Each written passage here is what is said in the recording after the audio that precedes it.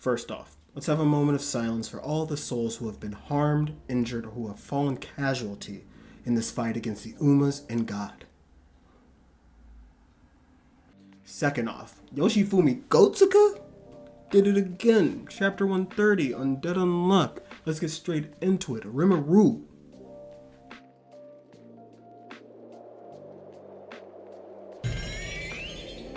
My favorite thing about this chapter was seeing the amalgamation of flashbacks from the past along with what's going on in the present currently. How Victor and Jules in their past have had these disagreements where Jules has kind of tried to state her dreams to him. That she believes that these things could come into fruition sometime in the future and that this is what's going to be needed in order to fight God. But Victor had already given up hope. We get to see during this chapter how he kind of develops that protector personality.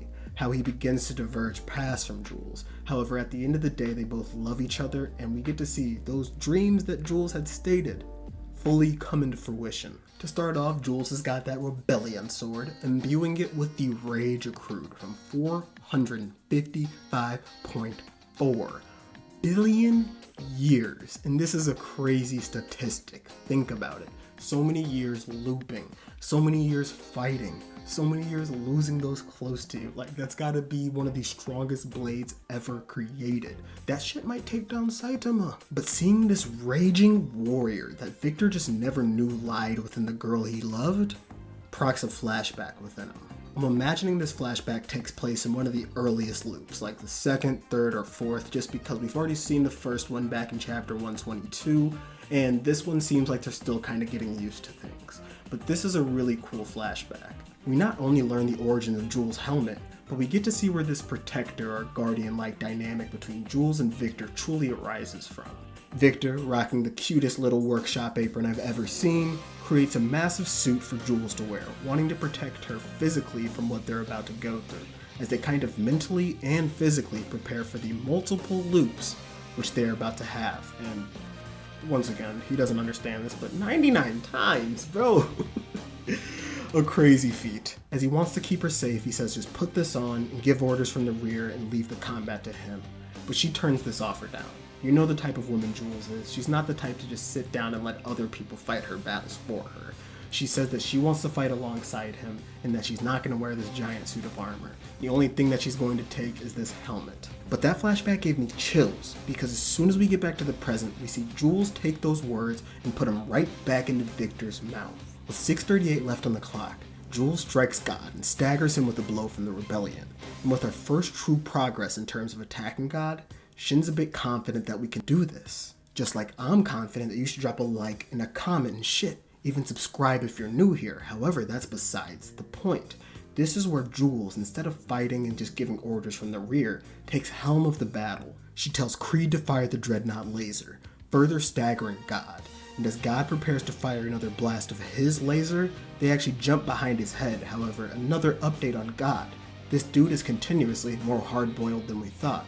Although they jump behind him, he moves that laser from his face to the back of his head, continuing to aim at them. But this is where Jules says, Victor, Aegis. Right here, Victor's eyes crunch, and a flashback ensues, and this just had me like this while I was reading the chapter, because you know what happens whenever somebody's eyes crunch in a dire situation and we get a flashback. Nothing good. But this is another great flashback. We get to see one of those moments in the timeline between Jules and Victor where their paths began to diverge, where they had a disagreement in terms of, the end goal of what they're trying to accomplish, and just seeing that they did have some hard times and, some tough love. They're in a town which appears to be the one we fought Spoil in, and the bodies of various negators, the ones we can see being Gina and Void, are littered across the ground. Victor is a bit upset right here because he doesn't understand why this had to happen. Why they wouldn't just fight behind him, support Victor so they can all survive, because without them, there's no progress. And because of this, he even begins to question, why do we have teammates, Jules? The larger these groups that we accrue, the larger the burdens we have to carry. But Jules doesn't care about this. She says, no, Victor, that's not exactly true. She says not only do they need allies, but the day that she amasses a party which Victor approves of, he'll finally cover her. And here, finally, this moment, Victor with just this look of bewilderment on his eyes, just finally seeing the woman he's loved and the woman he's wanted to protect all this time, come into fruition as her own, being able to not, need a protector, be the guardian of others, be the guardian of Fuko, the beacon of hope, and just, I don't know, dog. It's cool just seeing, a person that they look up to. You look up to your partner in some extent, just seeing them become them. As Victor parries that blast incoming from God, Jules jumps down and stabs God with the rebellion. Now other actors are jumping into the fray. Yusai and Burn follow Jules, and we get an update on Creed. Paired up with Phil, on Feel, he can now fire the cannon without him feeling the heat from the thing overheating. And 3 things right here. Sorry for the change in ambiance, had to re-record something while editing because I messed up. This type of effort deserves a comment, a like, whatever. However, thing number 1. Phil defeated Splash, or at least he was able to hold him off enough so that he could come to this battle, and I think that's just a cool little update because I believe that potentially individuals like Top, who are facing off against Seal right now, could get away, presumably, and come help us out in these last couple minutes. Number 2, on Phil, let's go. We never get to see him much during this series, and it's been cool getting a lot more insight into what he uses his ability for recently.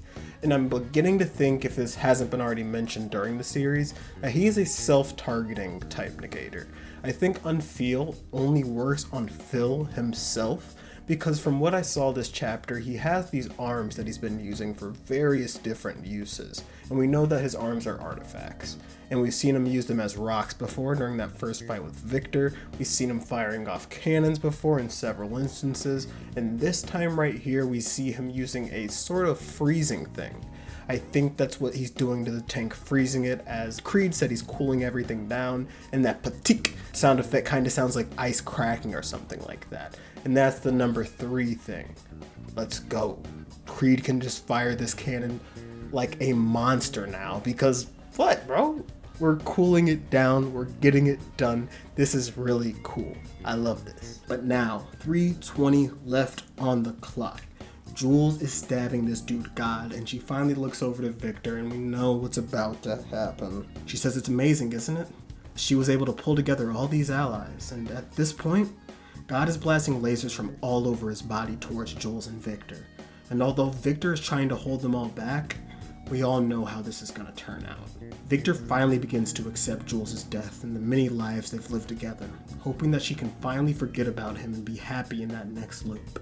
And as Jules is almost about to pass out from all these lasers, she says that she hopes Victor can be happy and that one day they can once again. But before Jules can even get it out of her mouth, she croaks, and everybody, including myself, had this look of bewilderment over their face. Burn, Creed, Shin, Billy, Fuko, and no, I didn't cry. You did. Victor tries to tell himself that everything's okay. He exclaims these words that he's carried with him for billions of years. These words that she deserves her own death. She'll be happier with this. However, it still doesn't make sense to him. Why he has these feelings of sadness and rage imbued within him. Brother, this is going to be crazy. We're about to see Undead Unluck berserk. We're about to see our boy Victor quite literally show what the peak level of fighting as a negator looks like. I'm extremely excited to see what Victor does next chapter because there's 3 minutes 20 left on the clock.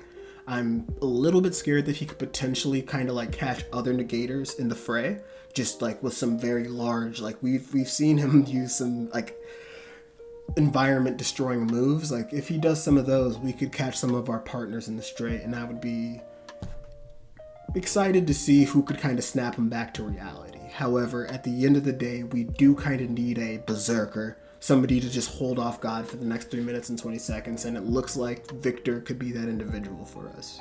But shit, dude, crazy. I've got to do it because, I've questioned her fighting ability beforehand, and it seems like this even could potentially just be her perfect battle. However, it doesn't matter. Salute to our captain. Jules, we love you, and I wish you the best of luck, and, your little rest. She's never died before, y'all. If you think about it, potentially at least, she never knew about a death, at least at the end of the thing. If she did die before the first loop, I guess to say, she wouldn't have remembered it. She didn't have the remember card. She didn't have any artifacts. She wouldn't have carried anything over. Since she's been looping, she's never died. And she finally gets a little bit of sleep. Bittersweet ending for our girl Jules, but you know, she's a fighter. She's a captain, and I can't wait to see our girl back again. I'm out of here.